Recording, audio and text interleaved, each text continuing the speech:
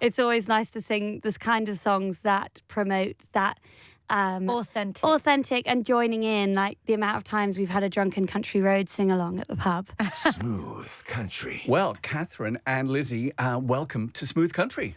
Thank you. Thank you for having us. It's fun to be British and doing country. Yeah, well, British doing country. I'm going to get to that in a little while. But first of all, you've got a lot going on at the moment, obviously. You've got the new album just about to come out. 10th of March, right? 10th of 10th of March. Music in the Madness. Yep. So do you want to tell us a little bit about that first? Because I've had to listen to it this morning, by the way. So, good. Yeah. What did you think? I liked it a lot. You liked it? Oh, Yeah, good. you know- I mean, you couldn't lie to us and say that you Hated it. Yeah. Wouldn't this be the shortest interview It in the would world? be, you're right. It'd be like, to be honest with you, I didn't really like it. Not really your thing. So there we go. I'll tell you, two things jumped out at me. My favourite song off it was the last track. So, Flower Crown. Yeah. Oh, So we always save the last track on the album for a very sentimental moment, and that song, I got married in May. So Congratulations. Thank you. And it's very much about when you have a very close relationship with your sister, and one of them's getting married. It's a huge transition. I mean, it hasn't really changed anything. No, it hasn't. Really, in hindsight. But before, the lead up was very much like, we're going to have a different family name now. It's all very different. Yeah. And we've obviously been flower girls many a times in other people's weddings as the two sweet little girls dressed in little white dresses. So And as twin sisters, you just have your whole life, like from when you're just born into this world, you're literally linked from day one. yeah. So that song was all about the kind of like transition period, as you said. Yeah. But yeah, I mean, making the album Music in the Madness has actually been one of our favourite processes, because the world is going crazy and a lot has been going on in the last 3 years. Quite a lot, and so that's why we named this album Music in the Madness, because we wanted it all. A lot of the songs followed a similar theme, and it's just all about finding the light and the music in the chaos, and so that's what it's all about. Well, it's funny because there was quite a contrast. I watched the video for Music in the Madness, and it's quite serious. At one point, I see some cops dressed like RoboCop, and there's all sorts of political stuff going on. I know this is where you got some of the inspiration, for your writing. But then I also watched the video for Next to You, where It's the opposite. where the super bear taken for a ride around London by this girl who seems to be absolutely infatuated with him. Yeah. And I mean, that made me smile for a start, because there's two completely different directions on the Yeah, album. absolutely. I mean, Music in the Madness, we have like a lot more hard-hitting stuff that happens in the video, and then there's also the positive things, the music in the madness, the horses galloping, the things that make you sort of feel like, oh no, this is what life's all about, and sometimes it brings out the best in people when they're pushed to their limits. And then Next to You is kind of, it's a very different song in terms of it's about just that person that you always want to be around. There's always that one person. It's a feel-good or love teddy bear. song. Yeah, it's a feel-good. Well, it could be a love song about your sibling, your partner, your just family member, or your dog, or your bear. It's one of those songs where you just want to make people smile, and that's what we wanted to do with that song. Yeah, and it absolutely did. Although I would say that some of us are still looking for that person we always want to be around. Oh, well, I mean, and they're out there. They're out They there. are. There's the message for us today. And what's your favourite song off the new album?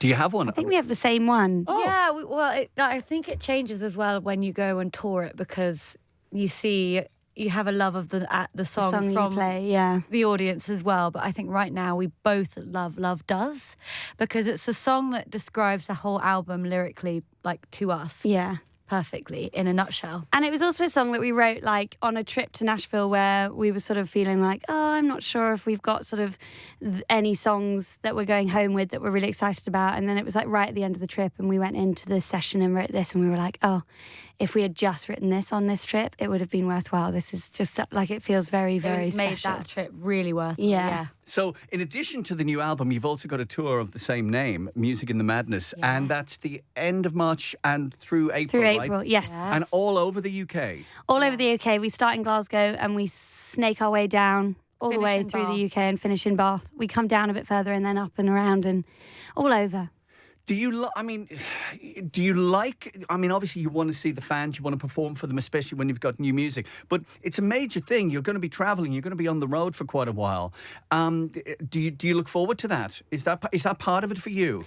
Yeah, very much so. We love touring. We didn't used to love it as much, but we've now got such a lovely rhythm of, and we're both very much home birds. Like, we love our home, but when we're on the road, we're in a bus, we're with our favourite people, and we're playing songs, and it's so amazing to see people in the audience sing back, because there's very little proof, really, when you release an album, that anyone's listening or anyone likes it until you actually go out on the road and you see these people actually showing up to your shows. Because before every show, we'll still stand backstage and go, has anyone turned up? It's always nerve-wracking. Yeah, and it's so nice to sort of see people show up and choose to spend their like Tuesday or their Wednesday evening with us. So hopefully people show up. Please show up. I mean, this tour's going to be quite a different tour. Because Catherine, I know. Like, I'll be 8 months pregnant.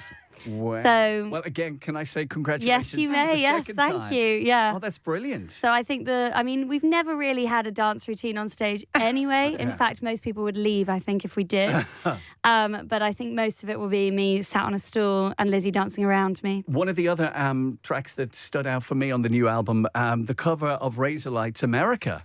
Oh, yeah. Well, funnily enough, we actually listened to quite a lot of that kind of genre of music when we were teenagers.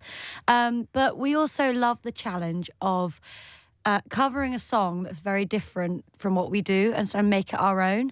And I think that's why we did America by Razorlight, because it was very different from what we usually do. And putting our own harmonies and kind of our own spin on it is always a fun challenge to do. And it came out.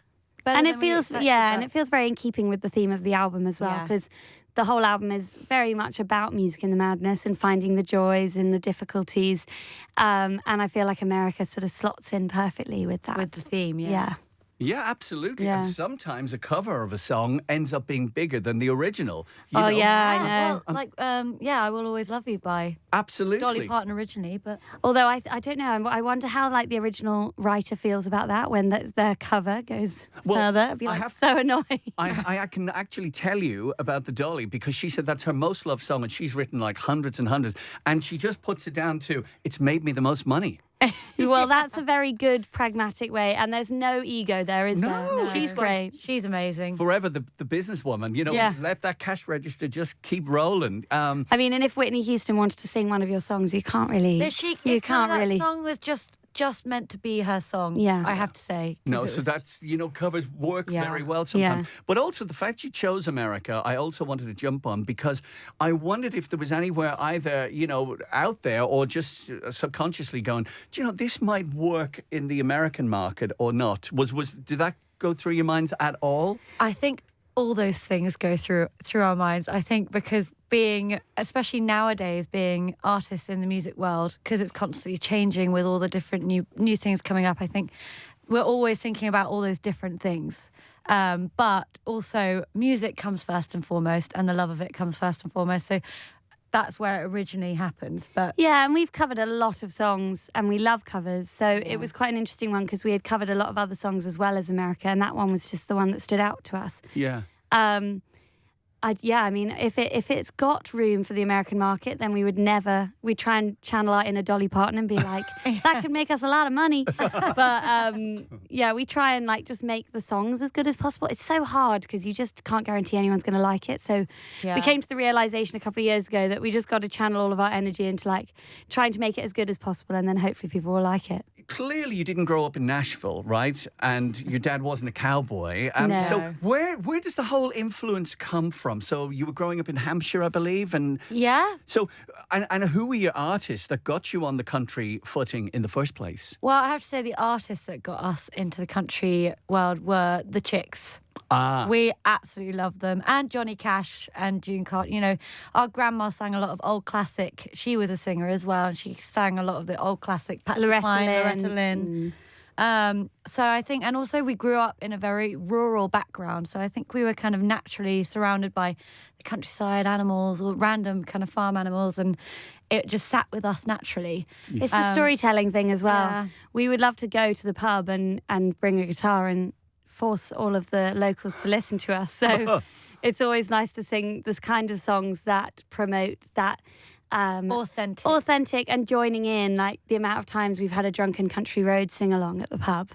So it's very much become it became natural from an early age, and we didn't really consciously know that that's where we wanted to go. It was just when we started writing, they sounded very country, and we felt like we belonged in it. Choir though together. We were in a choir, a classical choir, because we went to a convent growing up. I was soprano and Catherine was alto, and so we went home and practiced our harmonies together, and then we just realised our chick songs. We kept singing the Chicks, and our voices just worked better in that kind of genre. I've heard a rumour, and I know some artists, they always want to promote just the next thing. It's your 5th album coming up, Music in the Madness, right? Yes. But I heard that you're actually working on your 6th one. Is that right? Yeah. Are you going beyond what's not even out yet? Well, we're just trying to stay on top of it. Having done this having done this a bit now, we know how quickly you can jump on the album's out, then you're in promo, then you're in festival phase, and then suddenly you go quiet and you're like, oh, we now need to write, and we've lost momentum. So we're really trying to, every moment we can, be writing for the next record, so that by the time everything gets more quiet, we're ready to go back in and record. We get into the studio and just keep it going. That's keep super the train efficient. moving. Even before the new album's out, you're on the next one. Yeah. So that's great. And Country to Country, I've got to say as well, you must be excited about that.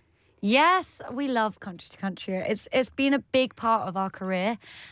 We remember the first year that we played there, and it was just incredible to see all the people that turned up and to see that people in the UK actually love country music, and that was the first example. So, and this year it's going to be cool because our album comes out that weekend, so we'll be all over it, all everywhere. On the buzz That's perfect timing. Yeah. And having been there last year, and you have all the stalls, and they're selling the CDs and the album, the vinyl, and so on. I mean, that's talk about a perfect market for your album. You know, all the country fans in one room in the UK are there. Yeah. So you can really get on them. Well, listen, there's so much going on in your lives. Best of luck with everything. And I hope it all goes really well for you. Thank you. And especially little baby. With the baby, yeah. Smooth country.